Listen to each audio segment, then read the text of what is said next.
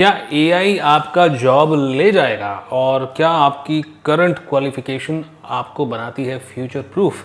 ये सवालों के जवाब इस वीडियो के अंदर हम देखने वाले हैं। आपके लिए है ये वीडियो अगर आप एक फाइनेंस या अकाउंटिंग प्रोफेशनल हैं। मैं हूं CA Gaurav Sabharwal, A Team Commerce Academy Indore से। Let's get started. Welcome to career Tuesdays on the move. यहाँ पर हम करियर और मोटिवेशन से रिलेटेड अनबायस्ड वीडियोस बनाते हैं। Welcome back. भाई, वर्ल्ड इकोनॉमिक फोरम की लेटेस्ट रिपोर्ट आई है। रिपोर्ट का नाम है फ्यूचर्स ऑफ जॉब रिपोर्ट 2025, जो ये कहता है कि आपके पास जितने भी स्किल सेट हैं, मतलब एम्प्लॉयज़ के पास, फाइनेंस प्रोफेशनल के पास जितने भी स्किल सेट हैं, उसमें से 39% या 40% मान लो, आपके जो स्किल सेट हैं वो आने वाले 5 साल के अंदर बिल्कुल ही बेकार हो जाएंगे, 2030 तक, राइट। सो 2030 को बहुत ज़्यादा दूर नहीं है। जो स्टूडेंट सीए में यूएसए पार्ट 1 पढ़ रहे हैं वो ऑलरेडी एआई क्या है, ऑटोमेशन क्या है, इसके बारे में जानकारी रखते हैं, क्योंकि ये उनके करिकुलम का पार्ट है। जो लोग नहीं पढ़ रहे हैं, आइए उनके साथ हम डिस्कस कर लें। और अगर आप सीए में यूएसए के स्टूडेंट हैं तो आसानी से रिवाइज करना चाहते हैं इन टॉपिक्स को, तो भी देख सकते हैं। चिंता ना करें, कोई बोरिंग लेक्चर नहीं होने वाला है। अच्छा, अब यहाँ पर डरने की बात किसको है? अगर आप एक अकाउंटिंग प्रोफेशनल हैं, अगर आप टैक्सेशन के अंदर काम कर रहे हैं, या फिर ऑडिट की कुछ रूल्स या कुछ प्रोसेसेस ऐसे हैं जो ऑटोमेट करे जा सकते हैं, जो इसके अंदर एआई आ सकता है ना। तो अगर ये तीनों में से किसी भी फील्ड में आप हैं तो थोड़ा सा संभलें। नाउ, मैं इस सिचुएशन को लगातार मॉनिटर करता हूँ। पिछले 2 साल से इसके ऊपर मैं वीडियो भी लेकर के आ रहा हूँ, और इस साल दोबारा से मैंने इस इकोनॉमिक फोरम की रिपोर्ट को देखा है और आपके सामने अपडेट लेकर के आ रहा हूँ कि ग्राउंड रियलिटी असल में क्या है, प्रॉब्लम क्या है और कैसे आपको इसके लिए तैयार रहना है। बिना किसी देरी के पहले ये समझते हैं कि आर्टिफिशियल इंटेलिजेंस असल में है क्या। अब मेरी कोशिश रहेगी बड़ी सिंपल तरीके से आपको मैं बताऊं कि आर्टिफिशियल इंटेलिजेंस क्या है, क्योंकि ये कोई साइंस का चैनल नहीं है, तो बहुत लेमन लैंग्वेज में आपको मैं बताने वाला हूँ। देखिए, ऐसा है कि आर्टिफिशियल इंटेलिजेंस का मतलब होता है कि कंप्यूटर सिस्टम्स इतने स्ट्रांग हो जाएं कि वो ह्यूमन इंटेलिजेंस को मिमिक करें, कॉपी करें, ठीक है ना।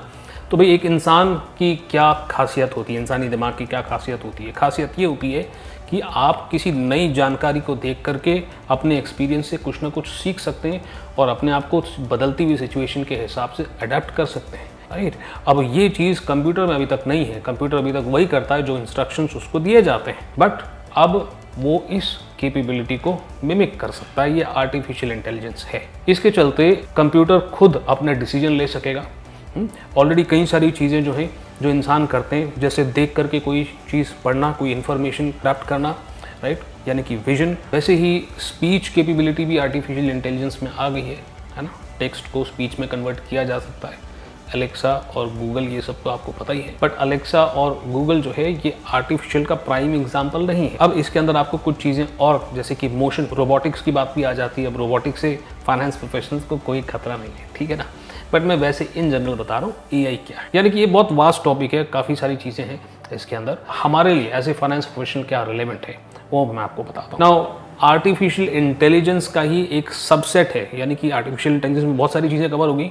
उसमें एक ऐसा पोर्शन है जिसको हम कहते हैं मशीन लर्निंग। अब ये जो मशीन लर्निंग है, ये फाइनेंस प्रोफेशनल के मतलब की चीज़ है। तो यहाँ पर 2 तरह का मशीन लर्निंग होता है, supervised machine learning and unsupervised machine learning, right. तो सुपरवाइज का मतलब ये है कि यहाँ पर ह्यूमन इंटरफेरेंस रहेगा रिगार्डिंग कि कौन सा डेटा जो है वो इनपुट किया जाएगा in order for the computer to learn. और मशीन लर्निंग का एक और सबसेट है which is called deep learning, जिसका इस्तेमाल किया जा सकता है ह्यूज चंक्स ऑफ डेटा के अंदर ऑटोमेटिकली इंसाइट्स निकालने के लिए। बट फिलहाल ये बहुत अनरिलायबल है, क्योंकि यहाँ पर इंसाइट्स निकलती तो हैं, बट इसके पीछे की वर्किंग जो है वो नहीं पता चलती, और वर्किंग ना पता लगने के कारण कंपनी इसके ऊपर रिलाई नहीं कर सकती कि इससे निकला हुआ इनपुट सही है कि गलत। अभी बात आती है कि सर ऑटोमेशन क्या है। ऑटोमेशन जो है बेसिकली जो आपके रेपिटेटिव नेचर ऑफ वर्क होते हैं, जिसको हमेशा सेम तरीके से करना है, सेम प्रोसेस है, एक तरह का इनपुट आएगा तो उसी तरह का आउटपुट निकलेगा, and always these things are going to remain the same, ठीक है ना। तो जो रेपिटेटिव नेचर ऑफ वर्क है, जिसके अंदर ह्यूमन इंटरवेंशन की वजह से कभी कभार कुछ गलतियां आ जाती हैं, तो उसे ऑटोमेट कर दिया जाता है। इससे 2 चीज़ें होती हैं, एक तो एफिशिएंसी हमारी बढ़ जाती है और हमारा ध्यान चले जाता है उन चीज़ों के ऊपर जो ज़्यादा इंपॉर्टेंट हैं, जिसमें डिसीजन मेकिंग इन्वॉल्व है। आई होप आपको क्लैरिटी हुई होगी। आर्टिफिशियल इंटेलिजेंस में कंप्यूटर अपना दिमाग लगा रहा है और ऑटोमेशन के अंदर हम रेपिटेटिव नेचर ऑफ वर्क को ऑटोमेट कर रहे हैं, राइट, ताकि वो चीज़ें अपने आप हो सकें और हम कुछ ज़्यादा इंपॉर्टेंट टास्क के ऊपर ध्यान दे सकें। अब आपको ज़्यादा बोर करे बिना मैं फटाफट बताना चाहता हूँ कि ग्राउंड रियलिटी क्या है, असल में हो क्या रहा है और आने वाले 5 सालों में हम क्या देख सकते हैं। But before we move ahead, आप अगर इस चैनल पे आए हैं पहली बार या फिर कुछ समय से आप मेरी वीडियोस देख रहे हैं, पसंद कर रहे हैं, तो सब्सक्राइब कर लें और वीडियो को लाइक ज़रूर करें। ना ग्राउंड रियलिटी जानते हैं, आपको सिंपल 5 चीज़ें बताऊंगा मैं, ठीक है। पहली चीज़ तो ये है कि आर्टिफिशियल इंटेलिजेंस यानी फुल आर्टिफिशियल इंटेलिजेंस फ़िलहाल के लिए कमर्शियली वाइबल नहीं है, राइट, कॉस्ट इफेक्टिव नहीं है। मतलब आर्टिफिशियल इंटेलिजेंस के लिए जो हार्डवेयर लगता है, सॉफ्टवेयर लगता है, उसमें जो खर्चा होगा वो उससे मिलने वाले रिटर्न से कहीं ज़्यादा है, खर्चा ज़्यादा है। And because of this artificial intelligence companies के लिए लगाना अभी प्रैक्टिकल नहीं है। दूसरी बात, आर्टिफिशियल इंटेलिजेंस का टेक्नोलॉजी है, इसके अंदर अभी भी काफ़ी डेवलपमेंट होनी बाकी है। जितनी तेज़ी से डेवलपमेंट हो रही है, हो सकता है 5 साल 6 साल के अंदर हम कई सारे इसके वाइबल यूजेस करना शुरू कर दें। और तीसरी बात है कि आर्टिफिशियल इंटेलिजेंस के ऊपर अभी बिजनेस ऑपरेशन के लिए रिलाई नहीं किया जा रहा, बिकॉज उससे जो आउटपुट निकल करके आते हैं उसमें एक चीज़ मिसिंग होती है जिसको हम बोलते हैं कॉन्टेक्स्ट, है ना। तो इस वजह से बिजनेसेस आर्टिफिशियल इंटेलिजेंस के ऊपर रिलाई नहीं कर रहे। तो आप अगर डर रहे थे, थर थर काँप रहे थे कि हमें हटा दिया जाएगा, आर्टिफिशियल इंटेलिजेंस आ जाएगा, है ना, तो ये नियर फ्यूचर में तो नहीं होने वाला है। और चौथी बात, मशीन लर्निंग, है ना, जो एआई का एक सबसेट है, यानी एआई में बहुत सारी चीज़ें कवर होती हैं, मशीन लर्निंग इसका एक छोटा सा पार्ट है। और यस, इसको प्रैक्टिकली इस्तेमाल करना शुरू किया गया है, बट सुपरवाइज्ड मशीन लर्निंग को इस्तेमाल करना शुरू किया है, यानी कि यहाँ पर भी ह्यूमन इंटरवेंस के बिना मशीन लर्निंग जो है काम नहीं कर सकता। और पांचवी और आखिरी बात, ऑटोमेशन की मैंने आपसे बात करी थी, तो ऑटोमेशन कोई नई चीज़ नहीं है, ऑटोमेशन दशकों से करी जा रही है।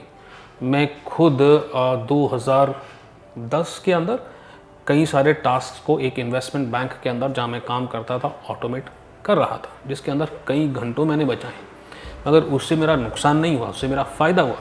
बिकॉज़ ज़्यादातर चीज़ें ऑटोमेट करने के बाद मेरे पास और समय आ गया और मैं उन कामों के ऊपर ध्यान दे सका जो मेरी प्रोफाइल के अंदर वैल्यू ऐड करते हैं। और इसी का कारण है कि मुझे करियर में आगे बढ़ने में मदद मिली। Which brings me to the solution of this problem, है ना। आपने फिगर आउट कर ही लिया होगा। पहली बात तो ये है कि आपको फ्यूचर के स्किल्स के ऊपर फोकस करना है, और दूसरी बात है आपको ऐसी क्वालिफिकेशन फॉलो करनी है जो आर्टिफिशियल इंटेलिजेंस प्रूफ हो या मशीन लर्निंग प्रूफ हो, क्योंकि एआई फुल एआई तो अभी नहीं आने वाला, अगले 10 साल तक भी नहीं आने वाला। Machine learning yes. चलिए तो दोनों चीज़ें ब्रीफली देख लेते हैं। सबसे पहली बात तो है टेक्नोलॉजिकल प्रोफिशिएंसी।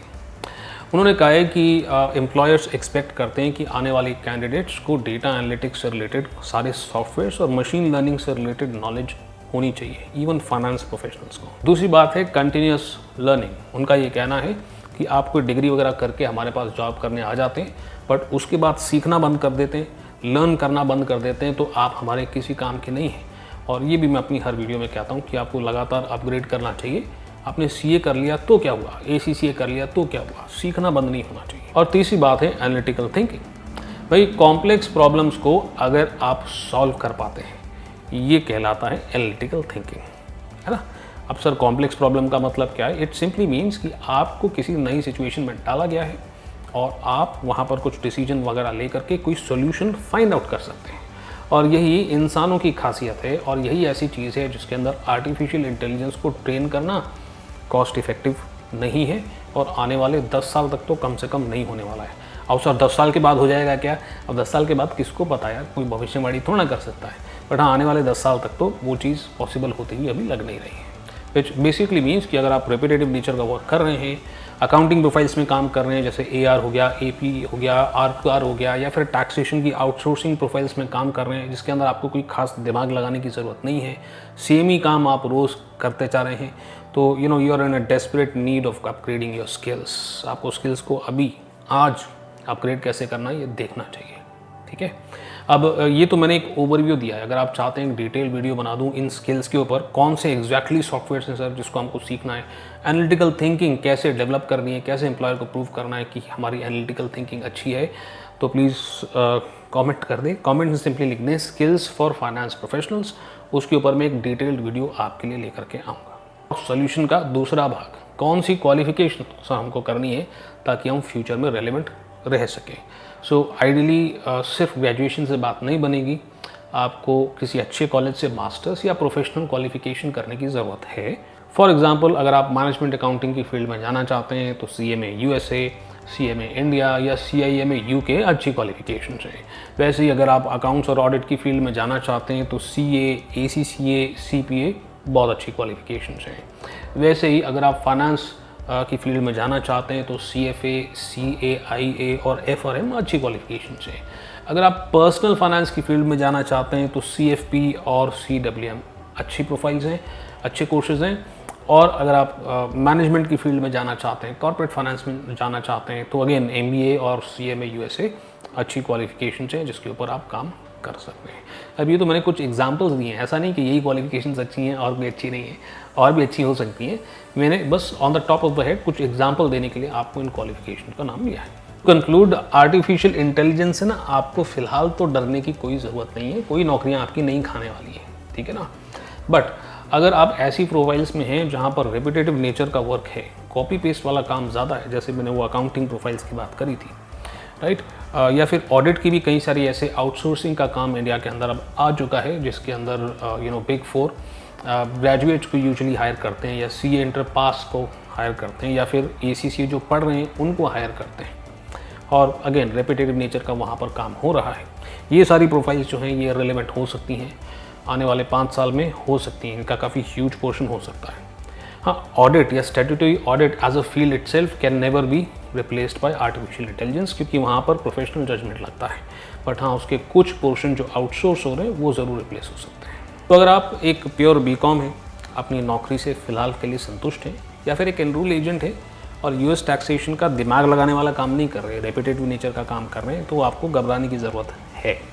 आपको अभी ही अपने स्किल्स के ऊपर काम करना शुरू कर देना चाहिए ताकि आने वाले 2 साल 3 साल के अंदर आप अपने आप को AI या मशीन लर्निंग प्रूफ बना लें, आप इंडिया की ग्रोथ स्टोरी का पार्ट बने, उससे अलग ना हो जाए। और वो कैसे करना है और कौन से स्किल्स पे काम करना है वो तो मैं आपको लगातार बताता ही रहूँगा।